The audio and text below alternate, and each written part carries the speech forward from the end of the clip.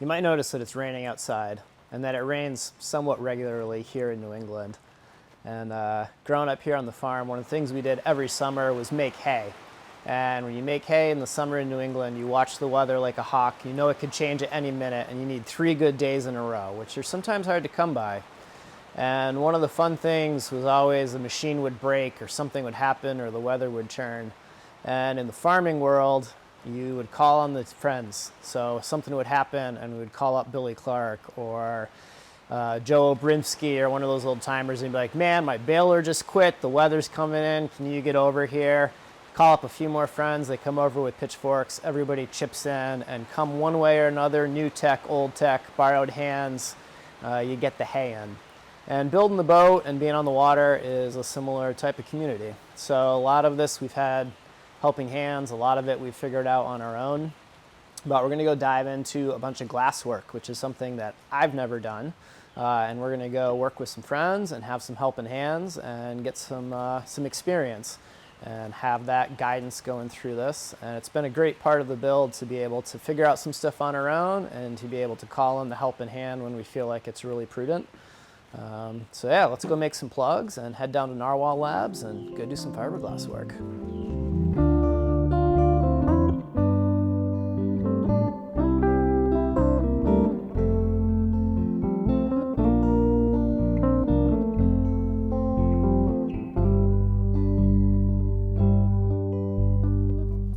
So here we have cardboard refrigerator model 2.0. So initially when I was mocking up back here, I just took that big piece of cardboard, made it into kind of a U, stuffed it here and said, that land is earmarked for a refrigerator. But it wasn't much more than that. And now that we've gotten the nav table in and the quarter berth is figured out, the next big step is to hone in on the reefer and the companionway. This section here would be the refrigerator, and over here would be the freezer. And we realized that to some of you, this is going to seem incredibly small, and how could you possibly live out of that little fridge and freezer? And some of you are going to say that is incredibly humongous. You don't nearly need that much fridge and freezer. And this is one of those instances where it's just a really personal decision. I really like to cook, and I really like to fish, and I really like to hunt, and having a place to store that is pretty important. So we're just going to have to make sure that we match the battery bank and the solar panels and whatever regeneration we have to keep this big of a system cool and not be a gigantic drain on our system. And then in terms of the companionway steps here, these are companionway steps number 1. Part of the reason for kind of rough mocking this up is because we're going to have you step on the reefer unit as part of the companionway. So if we bring this up a bit or down a bit, it really, it impacts these. So now that we spent almost 24 hours doing mock-up and conceptualization and trying to get all of this figured out, I think we can gather our materials and start getting ready to build the plug for the refrigeration unit.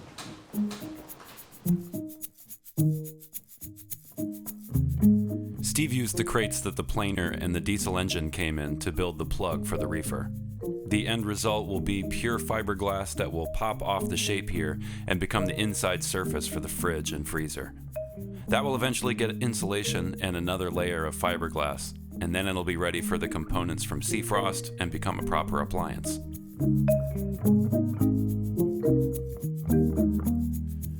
The second fiberglass project will be for the anchor locker in the forepeak.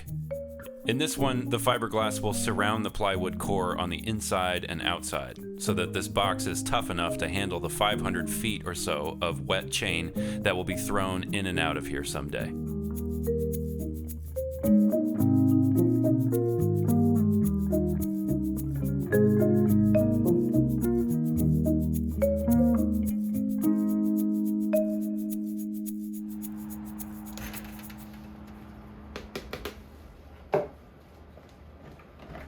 Steve used a slow hardening epoxy mixed with sawdust to do the glue up, the same combo that was used for the butcher block counter. The thickness also made it easy to round the corners on the inside of the locker, which will be needed when it comes to laying in the fiberglass.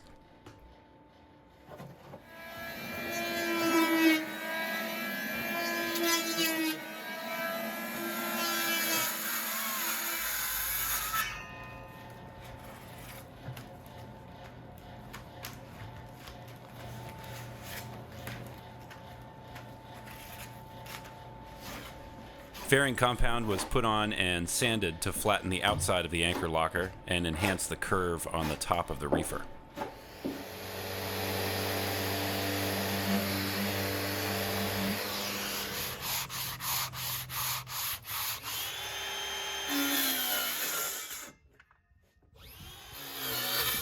And then Steve made a series of relief cuts that will make it easier to break out the plug once the layers of fiberglass have cured.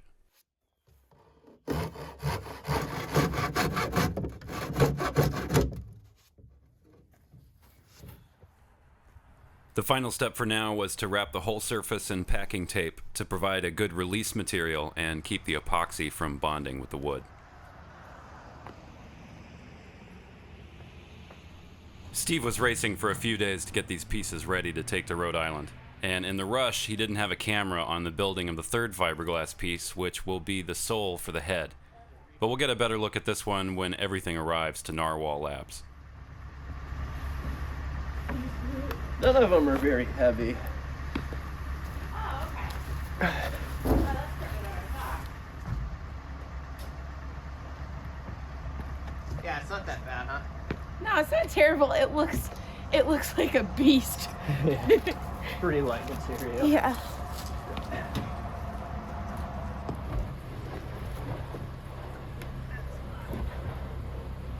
Oh.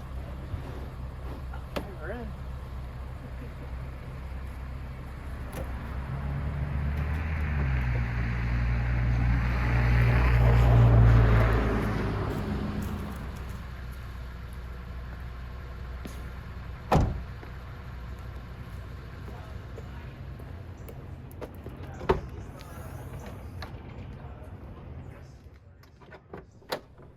Narwhal Labs is an open to the public makerspace operated by TotalBoat. Shower. Shower pan. You have to put shower in floats. Yeah. Anchor locker. Look at that thing. So this will go into the head. This will go up along the plank, and then this is the sole where you'll stand. There will be a drain that will go in the bottom here, and this is all sloped and tapered so that when you go in there to hang up some soaking wet foulies or take a shower, all of that will drain down. It'll go into the gray water collection, and this is just made out of cedar. So I glued up some boards into a slab, carved it out for the drain, and then these are just some real thin cedar boards that I edge glued. And then this is the total fair to help smooth things out. And these folks recommended that we wet it out with the high performance epoxy before we come and put the glass on. So that's why this one's all shiny. I mean, I'm no expert by any means, but I guess we do have three pretty unique challenges here. We've got some proper plug fiberglass projects, challenges to figure out here, and then we have some inside-outside fiberglassing to do on that one, which will be its own patterning project, and then this one is pretty straightforward, but we do have some compound curving that we'll need to kind of figure out how to work the fiberglass into. So we'll get these set up, we'll get the basic necessities going, and then we'll start to figure out which one to tackle first, which maybe work easiest to hardest or hardest to easiest. So we I don't know what you guys think. What one do you think is going to take the most time? The fridge, definitely, just because we need a nice thick form to pop off your mold. So Yeah. we need to sort of get to work building up as many layers as we can on there. We sort of decided we don't want to try to make the 1708 glass take the corners, so we're going to work around that using fiberglass tape. And since it's a refrigerator strength and not a boat building, I mean, we want it strong, but we can use fillets and fiberglass tape to take those corners for us and just make the job easier. Yeah, if the fridge gets a hole in it, the boat won't sink. But the beer might get warm, so that's good. So yeah, probably try to get this rocking as soon as possible, and then this stuff we can just keep hitting between layers of building up glass on there. And we might want to wax this first too, just because we can. Yeah. Idea. Yeah. We have a release wax that we can put on there. That'll have to get sanded before we glass, and the rest of it, that's going to be easy. We'll make some templates, cut out some shapes and glue them together, and do some more work on your beautiful fillets that you already brought us there. We can just reinforce those with fiberglass tape. Easy. Yeah.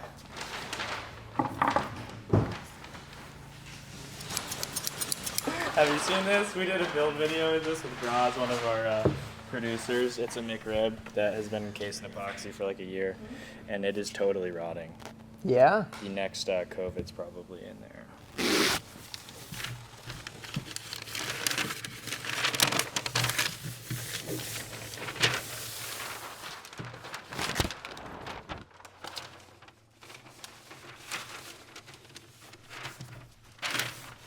Panel, big panel.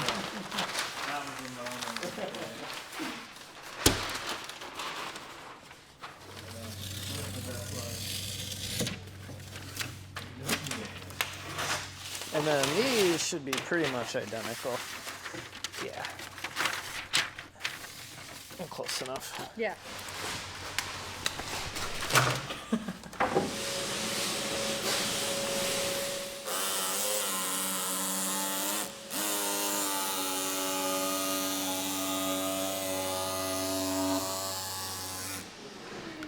What's more fun than that? I mean, I can think of a few things, but it's well, fun.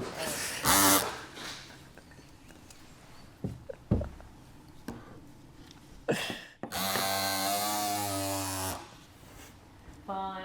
Kristen's We got know. low threshold for what is fun. This is work fun I'm talking about. Good work, fun. With that.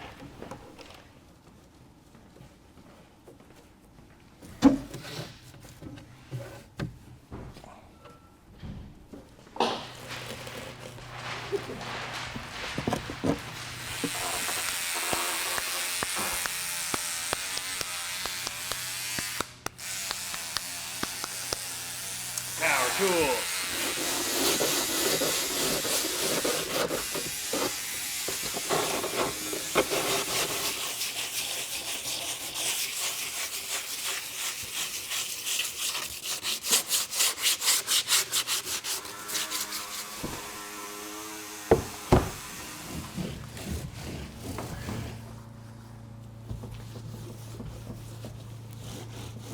So we need to mix up epoxy. There's we have slow, we have medium. Do you guys?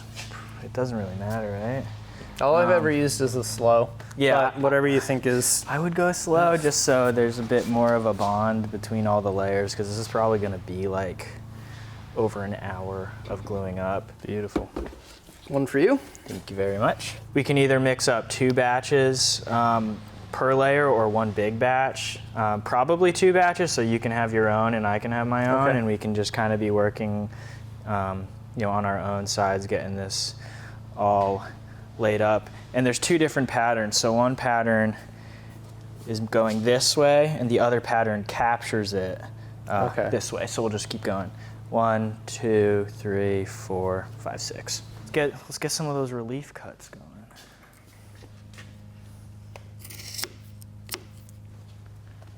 Beautiful.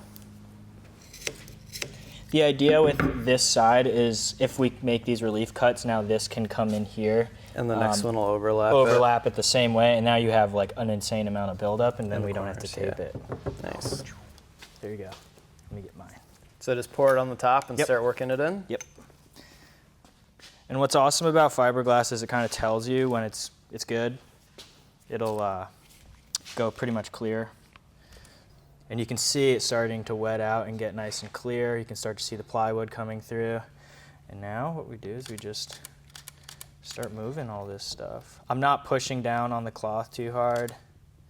I'm just trying to move the epoxy. And then I'll bring all of that back over here.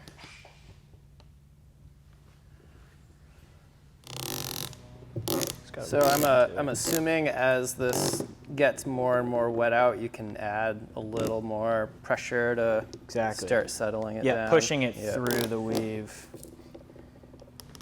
There is a point though where you push it too much and it will it'll grab the cloth, so we just got to be aware of that. So now what I'm doing is I'm just a light bead on the top edge of the corner, and I'm just letting it waterfall down.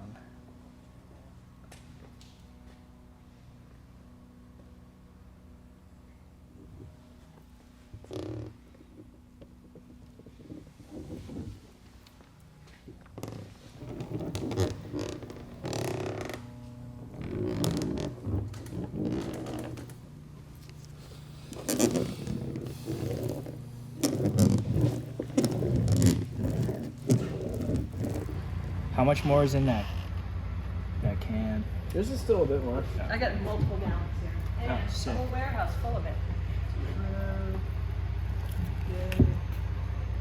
Just drip it on the floor there a bit, maybe. What's the actual technical name of this? Biaxial cloth.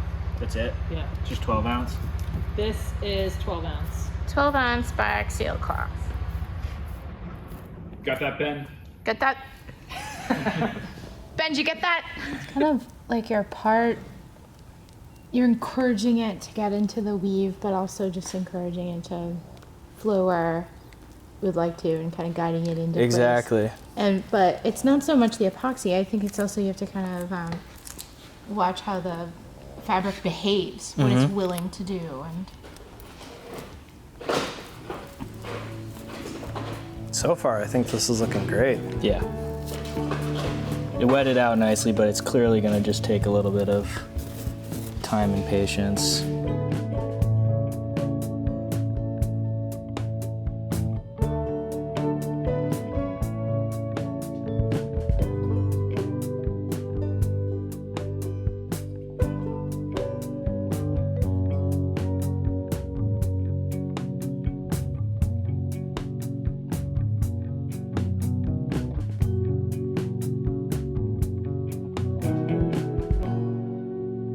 Here we actually want this to bond really well, so allowing the, like when you do any sort of glue up, you want to put glue on both sides, both pieces of wood that are going to be touching each other. You want the epoxy to actually seep into this wood as well.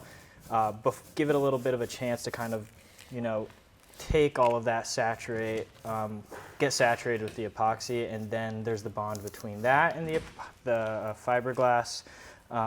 So there's no chance of delam. This we know that this is fully saturated, so this isn't going to be taking epoxy away from the fiberglass cloth either.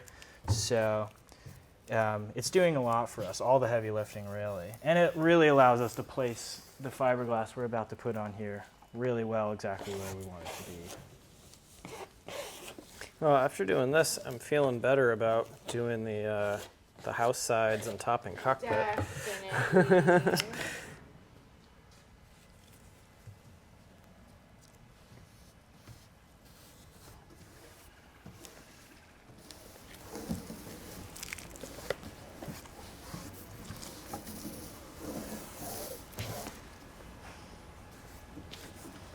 I think, yeah, if you want to nip those, and then that other side could use a squeegee, I think. Okay, perfect. I'll get this one wetted out. So what it wants to do is naturally fold up and over this way, so I'm making relief cuts that are going to allow it to. And I'm over cutting. You would think you'd want to cut on the top edge of where all of these angles are meeting, but I'm actually over cutting into the middle of where all the angles meet, so that I'm actually able to tuck and pull nicely over. And then that will wet out and all of those bubbles will go away beautifully.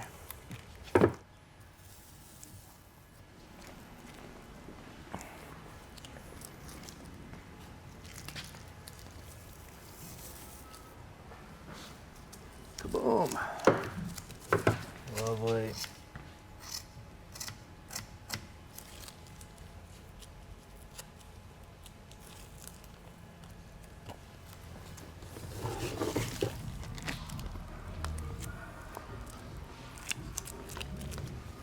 How do we glass this? I don't think we can glass this in one go. I don't think so either. Yeah, and we gotta do a top and bottom. I think if we do one side now, We come in first thing tomorrow morning. We know exactly what to do. By the time we get done with the inside of that and do whatever we're gonna do and maybe break that one out of the mold, I think it'll be set up enough that we can take it home. Yeah, and we're going with slow right now. Any other system we use will be a bit quicker than that too. So We can do fast cure on it tomorrow. yeah, we just both of us on it. Yeah, that'll help a lot.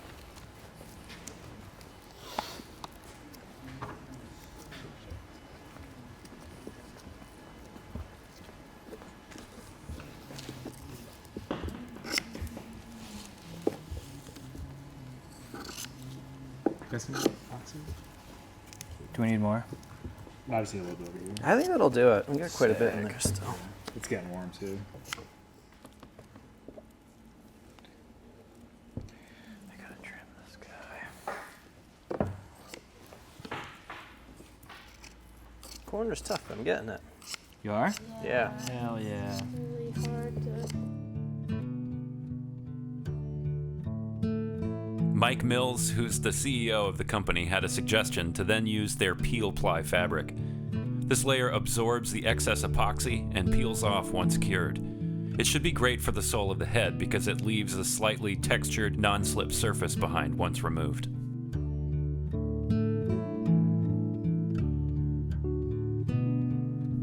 We'll pick up right from here next Friday, and before getting these 3 fiberglass projects back to Granby, we'll pop the reefer plug out and you'll get to see how great that turned out.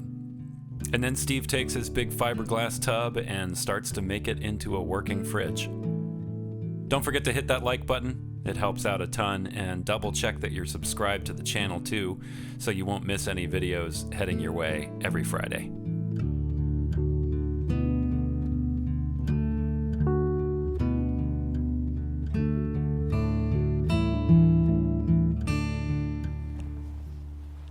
Annie B here. Usually I'm behind the camera. And I have a few thoughts about the last few days that we've spent here at Narwhal Labs. There is a time and a place for fiberglass in wooden boats. There, I said it. There's no such thing as the opposite of a material. There's no such thing as epoxy and fiberglass being the opposite of wood. And maybe it feels that way because as the timeline went for boats, the rise of fiberglass boats happened at about the same time as the decline of wooden boats. But steel boats came before then and started a lot of work in that trend before fiberglass was even a thing. So oftentimes in boats we'll use what's most appropriate for the job at hand. When it comes to a refrigerator or something that you want to have really hard, really waterproof and durable, perhaps fiberglass is the right thing to use in that instance. And if it's in the game, it's one of the tools in the toolbox. Use it if you can. And oftentimes somebody in a project might choose to use something because it's what was available, it's what they could afford, or maybe it's what they prefer to use. And all of those things are all completely valid, unless it causes something dangerous. But that's pretty rare. So I hope everyone enjoyed seeing a few places in the boat where this stuff really belongs. And in future, we'll be glassing the cabin house sides, which strip building with epoxy used as glue is something that gets done frequently. And I think now we've got all the skills we need in order to pull that off in a high fashion.